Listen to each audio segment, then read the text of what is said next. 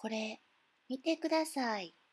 なんと、このソファー、カバーを変えられるソファーだったんです。そんなかゆいところに手が届くソファーなんやったら、カバー変えるしかないやん。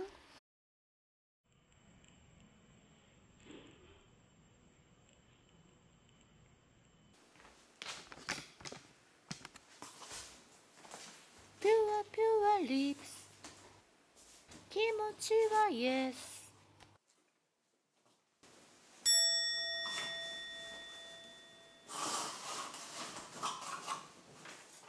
やわな生き方を変えられない限り限界なんだわ。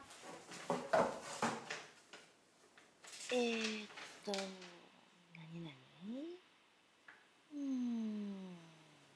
なるほど。ふむふむ。よっしゃ、オッケー。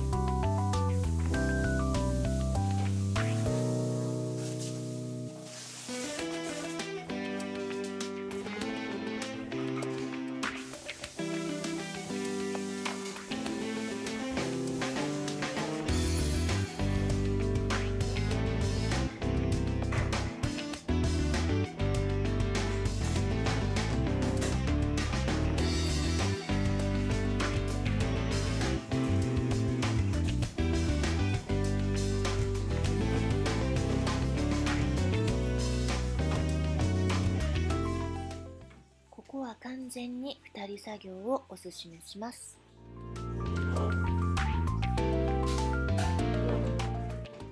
ちゃんちゃんちゃららんちゃんちゃららんうらちゃんちゃんちゃららんちゃんちゃららんうらうらうらうらうらぺっかんこ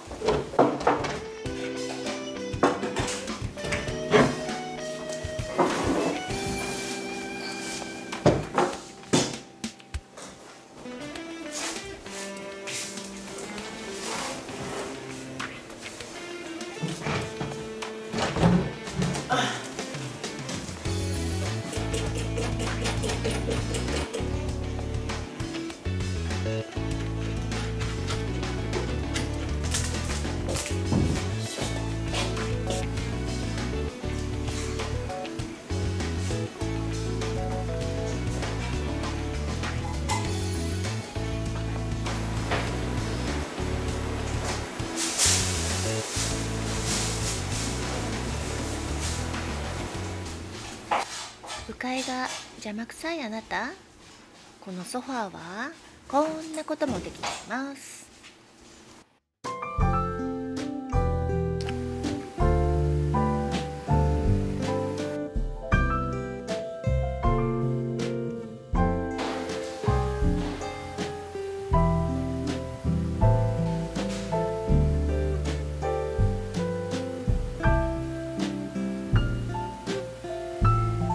もうこのぐらいで許してやったらどうや。